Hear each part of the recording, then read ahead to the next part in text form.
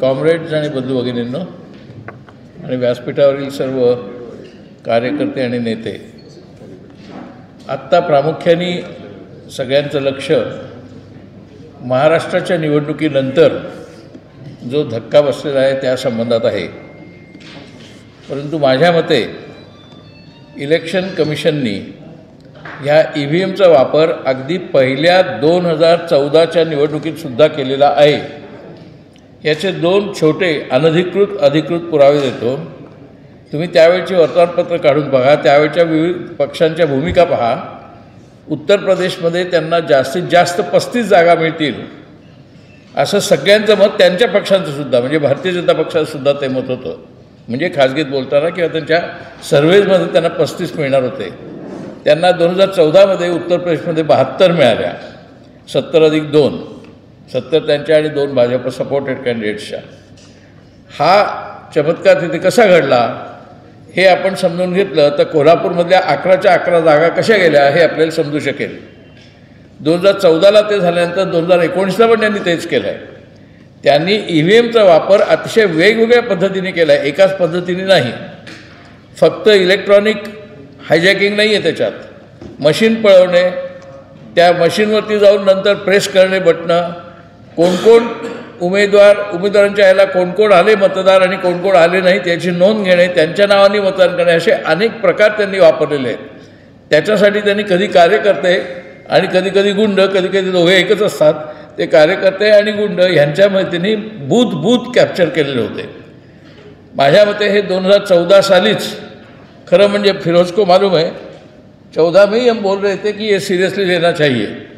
फिरोज और मैं बोल रहे थे वो टाइम कि 2014 का जो रिज़ल्ट है वो भी गलत है, 2019 का भी गलत है. उसके बाद बहुतेक सारे रिज़ल्ट जो है वो गलती से, और EVM management, this is one thing called EVM, another thing is called EVM management, मतलब एंटायर इलेक्टोरल मैनेजमेंट.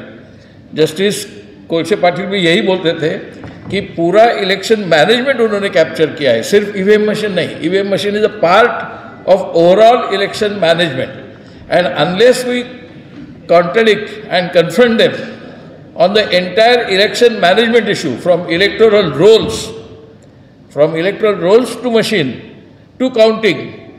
एक सिंपल सी बात है, हम बैंक में जाते हैं, चेक देते हैं, चेक समझो 10,000 रुपये का है, हमको SMS आता है आपका चेक सबमिट हो गया है. दूसरे दिन मैसेज आता है आपके जो 10,000 रुपये चेक में थे वो डिपॉजिट हो गए.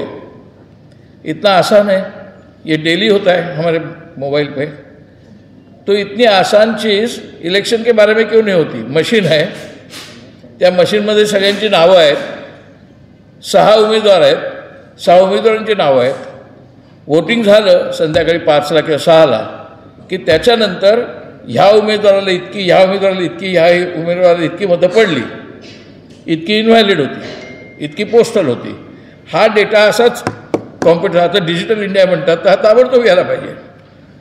आपण त्यांच्याकडे मागूनही ते इलेक्शन कमिशन आपल्याला त्या कॉन्स्टिट्युएन्सीचा डेटाच देत नाही आहे. आत्ता पहिल्यांदा आपल्याला डेटा पाहिजे की तुमच्या बूथमधलाच डेटा द्या. तो बूथमधला डेटा कुठे आहे? तो मशीनमध्ये आहे. तो मशीन ते का देत नाहीत? कारण मशीनमधला डेटा आणि प्रत्यक्ष डेटा मॅच होणार नाही.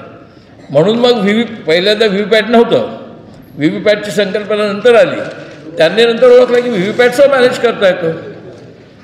आत्ता म्हणत होते एक ग्रस्त, त्याप्रमाणे जर इस्रायल त्यांच्या सेंट्रल हॉलमधनं, कंट्रोल रूममधनं, पेजरमधनं बॉम्ब उडून ठार मारू शकते माणसं, तर मग हे काय, हे मामूली आहे त्यांच्या दृष्टिकोनातनं.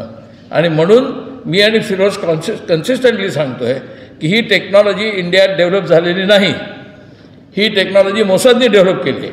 आणि हे मशीन चालवणं हे मोदी आणि शहाच्या क्षमतेचं कामच नाही आहे. हे सगळं मशिनरी, आपली संपूर्ण यंत्रणा इलेक्शन कमिशनची ही मोसादच्या मार्गदर्शनाने चालते.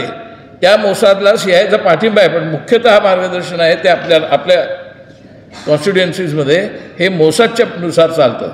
आणि त्यामुळे आपल्याला ही इलेक्शन मशिनरी कोणत्या सिस्टीमवर चालते त्या इलेक्शन मशिनरीला आव्हान द्यायला पाहिजे, नुसतं EVMवरती नाही.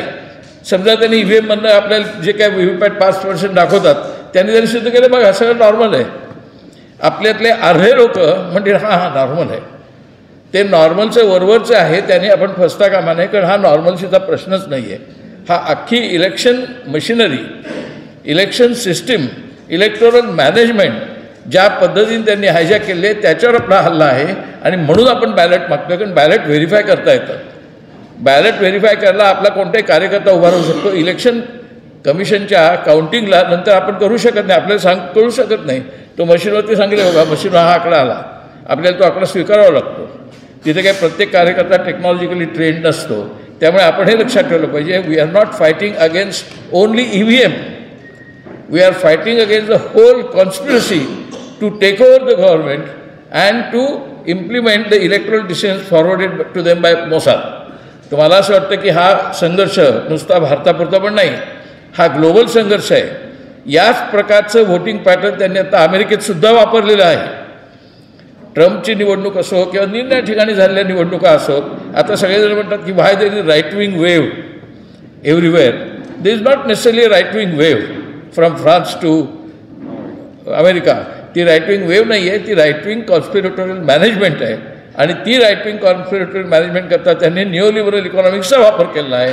त्या our fight is against neoliberal policies, against electoral management and against international intervention in our electoral process. हे लक्षात ठेवून आपली फाईट व्यापक करायला पाहिजे. आणि त्याच्यासाठी एकमेव मार्ग म्हणजे लोकांचं एज्युकेशन, त्याशिवाय शक्य नाही. नाहीतर लोक म्हणतात हां चालेल चालतंय, लाडक्या बहिणीला 1500 रुपयांनंतर 6500 रुपये दिले आणि आता 2100 देणार आहेत. याच्या सगळ्यांनी कित्येक महिला इम्प्रेस झाल्याच नाहीत असं समजू नका. नाही तर आपल्याकडे एक असं म्हणणं नाही, पण लोक पैसे घेतात आणि मत दुसऱ्याला देतात. इतकं सोपं नाही येते, कारण जे लोक पैसे घेतात त्या कोणाला मत देतात ह्याच्यावरती मॉनिटर करणारी त्यांची संस्था आहे. त्या बूथच्या एरियामध्ये किती बायकांना पैसे दिले, किती बायकांनी मतं दिली, हे पण ते सगळं बघत असतात. म्हणजेच इलेक्शन ओव्हरऑल इलेक्शन मॅनेजमेंट. त्यामुळे महिलांना त्यांनी नुसते लाडकी बहिणींना पैसे दिले नाहीत, घरोघरी जाऊन कॅश पैसे पण दिले ठिकठिकाणी जिथे जिथे शक्य ते आहे. अजून एक शेवटचा मुद्दा सांगतो थांबतो. त्यांना सगळ्या 288 कॉन्स्टिट्युन्सीज नकोच आहेत, त्यांना काही हव्यात. त्यांना माहिती आहे ह्या एरियामध्ये आपल्याला मिळणार आहे जागा नक्की, त्या एरियात त्या बंधात पडत नाहीत. त्यांना ज्या एरियामध्ये डाऊट आहे आणि ज्या एरियामध्ये नक्की हारणार असं वाटतं त्या दोघांवरतीच ते कॉन्सन्ट्रेट करतात. ज्या ठिकाणी आपण 100% हारणार तिकडे जातच नाहीत. ज्या ठिकाणी डाऊट आहे तिकडे ते जातात, तिथलीच मशीन किंवा तिथलीच मशिनरी किंवा तिथलीच सिस्टीम ते कॅप्चर करतात.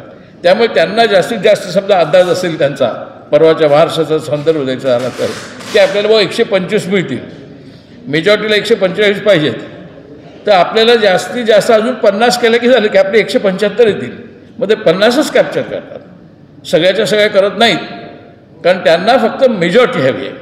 त्यांना मेजॉरिटी 10ची सुद्धा चालते. मोदीचा फॉर्म्युला एक 1 पॉईंट फॉर्म्युला आहे, do anything but retain power. काय वाटेल ते करा पण सत्ता हातात राहिली पाहिजे. तेच त्यांनी हरियाणात केलं आहे, तेच त्यांनी उत्तर प्रदेश 2014 केलं आहे. आपले लोक कौतुक करून सांगतात बोलताना की नाही 30 वर्षांनी पहिल्यांदाच राजीव गांधीनंतर पहिल्यांदाच मेजॉरिटी मिळाली आणि ती मोदीला मिळाली. तोच डाव होता तेव्हापासूनचा. नाहीतर साधा मुद्दा आहे, 2009मध्ये काँग्रेसला 206 जागा आहेत. 2009मध्ये काँग्रेसला 206 जागा आहेत, डॉक्टर मनमोहन सिंगांचं सेकंड गव्हर्नमेंट. आणि 2014मध्ये म्हणजे 5च वर्षांनी, फक्त 5 वर्षांनी 206च्या एकदम 44 कशा होतात? 206च्या 150 झाल्या आम्ही समजू शकतो, 206च्या 160, 150, 140 झाल्या. 206वरून 44 की तुम्हाला विरोधी पक्षाचा स्टेटस पण नाही. 206च्या 100 नुसत्या 44 झाल्या 5 वर्षात. एवढं 5 वर्षात काय घडलं होतं की ज्याच्यामुळे सगळ्याचा सगळा मूड हा काँग्रेसच्या विरुद्ध गेला? त्यावेळेला मी आत्ता काँग्रेसपुरतं बोलतो, मी काँग्रेसचा म्हणून नाही, आकड्यामध्ये हे स्पष्ट अधिक होतं म्हणून. ते 206चे 44 झाले तेव्हाच आपल्याला संशय यायला हवा होता की याच्यामध्ये काहीतरी फ्रॉड आहे. कारण 206वरून 44 येण्या एवढं काय गुन्हे काँग्रेसने केले होते? भ्रष्टाचार केला होता असं ते म्हणतात. ठीक आहे, 2G काही सापडलं नाही. 2G 3Gमध्ये त्यांना काही सापडलं नाही. शेवटी कोर्टाने जजमेंट दिलं की कोण कशासाठी पकडले होते, कशासाठी आरोप केले माहीत नाही आहे. तुम्ही जे सादर करताय पुरावे ते वर्तमानपत्रातले क्लिपिंग सादर करताय. तुम्ही आमच्यासमोर पुरावे आणा की 2G 3Gमध्ये काँग्रेसने काय केलं. ते मिळाले नाहीत, कोर्टाला सांगता आले नाहीत. त्यांनी दुसरं काढलं होतं कोलगेट. ह्या घडीपर्यंत कोणाला अटक सुद्धा झालेली नाही. आता 12 वर्ष मोदी राज्य आहे. त्यांनी जर 2G 3Gवरती त्यांचं राज्य आलं तर मग कोणाला अटक का नाही केली. आणि ते आले कसे करप्शनचे चार्जेस बरोबर ते CAG मार्फत आले. CAG काय होती, विनोद राय तिथे होते. विनोद राय कोण होते, ते RSSचे आहेत. त्यांनी पहिल्यांदा लीक केला रिपोर्ट जो कॉन्फिडेन्शियल असतो. तो रिपोर्ट जो लीक केला त्यांनी, जो कॉन्फिडेन्शियल असतो, तो मुरली मनोहर जोशी सांगण्यावरनं केला. इतकी सरळ सरळ उघड कॉन्स्पिरसी आपल्या देशात चालू आहे. आणि ती 2009ला त्यांना लक्षात आलं, म्हणजे मोसादला आणि त्यांच्या इथल्या हस्तकांना, की मग काँग्रेस आणि त्यांच्या मित्रपक्ष हे सहसा जाणार नाहीत सत्तेतनं. त्यांना आपल्याला इलेक्शन मशिनरीतनंच हलवायला पाहिजे. हे जेव्हा 2009मध्ये त्यांच्या लक्षात आलं, त्यावेळी त्यांनी 2014पासून ती कॉन्स्पिरसी इम्प्लिमेंट केली आहे. आणि म्हणून हा संघर्ष हा केवळ EVM पुरता नाही आहे. हा total election management and total government, which is a conspiracy government, helped and supported only by Mossad and partly by CIA आणि military industrial complex in Europe आणि अमेरिका यांचे सरकार आहे. मोदी हे केवळ भारतीय जनता पक्षाचे नाहीत, ते एका आंतरराष्ट्रीय कटाचा भाग आहेत.